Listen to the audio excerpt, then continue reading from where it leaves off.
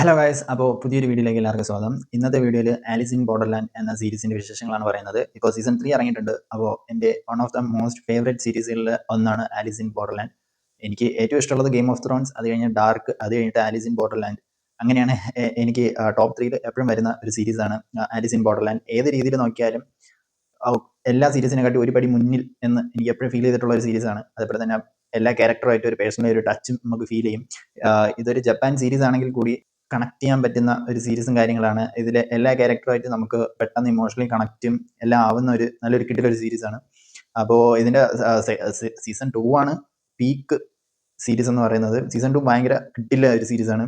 അതിലാണ് എല്ലാ വില്ലന്മാരും കാര്യങ്ങളൊക്കെ വരുന്നത്. പക്ഷേ അതിൽ തന്നെ വില്ലന്മാരെ തന്നെ നമ്മൾ ഫാനാക്കി കളയും. അങ്ങനത്തെ ഒരു സീരീസാണ് ആലിസ് ഇൻ ബോർഡർലാൻഡ് എന്ന് പറയുന്നത്. സീസൺ 3 ആക്ച്വലി സീസൺ 3യുടെ ആവശ്യം ഇല്ല, എന്നിരുന്നാൽ കൂടി ഫാൻസിനെ ഒന്ന് തൃപ്തിപ്പെടുത്താൻ വേണ്ടി മാത്രം എടുത്തതാണ്. കാരണം സീസൺ 2 ഭയങ്കര വലിയൊരു വിജയമായിരുന്നു. ആലിസ് ഇൻ ബോർഡർലാൻഡ് ഒരുപാട് റെക്കഗ്നേഷൻ കിട്ടി. അപ്പോൾ അതുകൊണ്ട് അത് നമുക്ക് സീസൺ 3 കാണാൻ പറ്റും. പ്രൊഡക്ഷന് വേണ്ടി കുറേ പൈസ കിട്ടിയിട്ടുണ്ട്. അതിൻ്റെ ഒരു ഔട്ട്പുട്ട് നമുക്ക് കാണാൻ പറ്റും.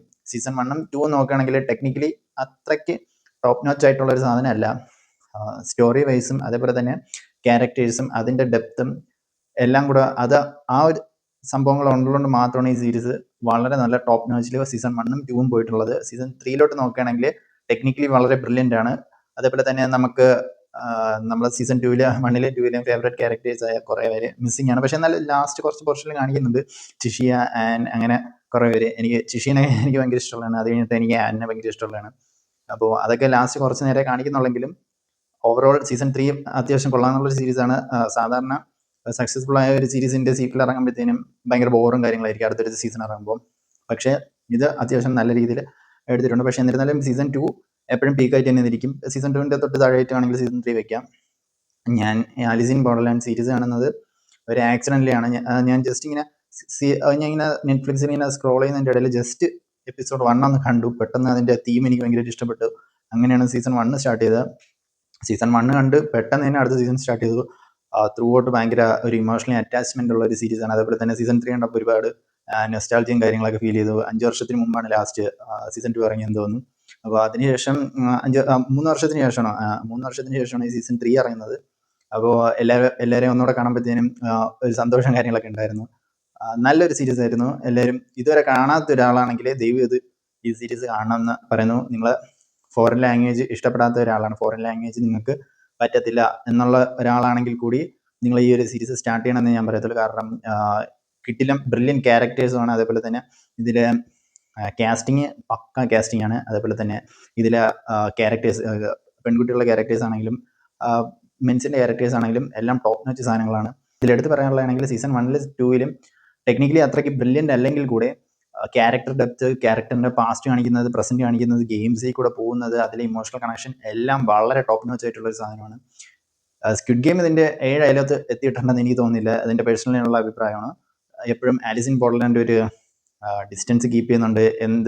ഏതൊരു രീതിയിലെടുത്താലും ടെക്നിക്കലി നോക്കി കഴിഞ്ഞാൽ ചിലപ്പോൾ സ്ക്വിഡ് ഗെയിം കുറച്ചുകൂടെ ഇതായിരിക്കും, നമ്മുടെ CGയും കാര്യങ്ങളെല്ലാം. പക്ഷേ നമ്മൾ അല്ലാണ്ട് ഒരു ഇമോഷണൽ കണക്ഷൻ, അതേപോലെ തന്നെ സ്റ്റോറി വൈസ് ആണെങ്കിലും സ്ക്രിപ്റ്റ് വൈസ് ആണെങ്കിലും ഡയലോഗ്സും എല്ലാം. സീസൺ 2ലെ ഡയലോഗ്സ് എന്ന് വെച്ചാൽ വില്ലന്മാർ ക്വീൻ ഓഫ് ഹാർട്ട്സും ക്വീൻ ഓഫ് സ്പീഡും കിങ് ഓഫ് സ്പീഡും എല്ലാവരും വരുമ്പോൾ ഉള്ള എല്ലാവരും മരിക്കുന്നതിന് മുമ്പ് കുറേ ഡയലോഗ്സ് ഉണ്ട്. അതെല്ലാം കിട്ടില്ല ഡയലോഗ്സ് ആണ്. ജാക്ക് ഓഫ് ഹാർട്ട്സ് എല്ലാവരുടെയും കിട്ടില്ല കുറേ ഡയലോഗ്സും കാര്യങ്ങളൊക്കെ ഉണ്ട്.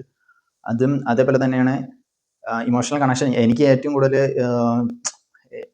കൂടുതൽ ഇങ്ങനെ ഇമോഷണൽ കണക്ട് ആയത് അവർ മൂന്ന് പേര്, അവൻ്റെ അരിസു, അവൻ്റെ ഫ്രണ്ട്സായ കരൂബി, ഷോട്ട, അവർ തമ്മിലുള്ള ആ ഒരു 7 ഓഫ് ഹാർട്ട്സിൻ്റെ ഒരു ഗെയിം. അതെനിക്ക് വളരെ ഫീൽ ചെയ്തൊരു ഗെയിം മൊമെൻ്റ് ആയിരുന്നു.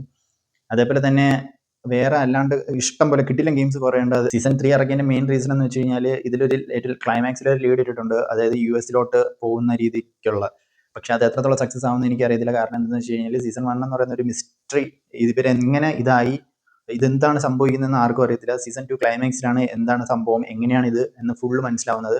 സീസൺ 1ൻ്റെ തുടക്കത്തിൽ നമുക്ക് കാണാൻ പറ്റും. പെട്ടെന്ന് ഷിബുയയിൽ പെട്ടെന്ന് ഇവര് ഒരു പോലീസിന്റെ കണ്ണു വെട്ടിച്ച് ഇവർ 3 പേര് ഒരു ബാത്റൂമിനകത്ത് കയറിയിരിക്കുന്നു. പെട്ടെന്ന് ബാത്റൂമിൽ നിന്ന് പുറത്തിറങ്ങുമ്പോഴത്തേനും ഒരു മനുഷ്യൻ പോലും അവിടെ കാണുന്നില്ല. 1000-2000 ആൾക്കാർ ആ ചുറ്റുപാടും ഉണ്ടായിരുന്ന ആൾക്കാരെല്ലാം അപ്രതീക്ഷിതമാവുന്നു. അപ്പോൾ ഇത് നമ്മളാരും എക്സ്പെക്ട് ചെയ്യാത്തൊരു കാര്യമാണ്.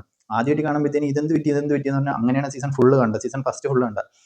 ത്രൂ ഔട്ട് എൻഗേജിങ് കാര്യങ്ങളല്ലായിരുന്നു. Season 2 climax mind blowing climax ആയിരുന്നു. ഞാൻ ഒട്ടും പ്രതീക്ഷിക്കാത്ത ക്ലൈമാക്സും കാര്യങ്ങളായിരുന്നു. അതേപോലെ തന്നെ ഞാൻ പിന്നെ വിചാരിച്ചു ഇവരെങ്ങനെ ഈ സ്റ്റോറി ഇതെങ്ങനെ ഇവർ കൺവിൻസ് ചെയ്യിപ്പിക്കും, എന്തുകൊണ്ട് ഇങ്ങനെ വന്നു, എങ്ങനെ കൺവിൻസ് ചെയ്യിപ്പിക്കും, അങ്ങനെയുള്ള ഇതൊരു ഡ്രീമാണോ, അങ്ങനെയുള്ളൊരു ഇതുവരെ ഞാൻ എത്തിയിട്ടുണ്ടായിരുന്നു.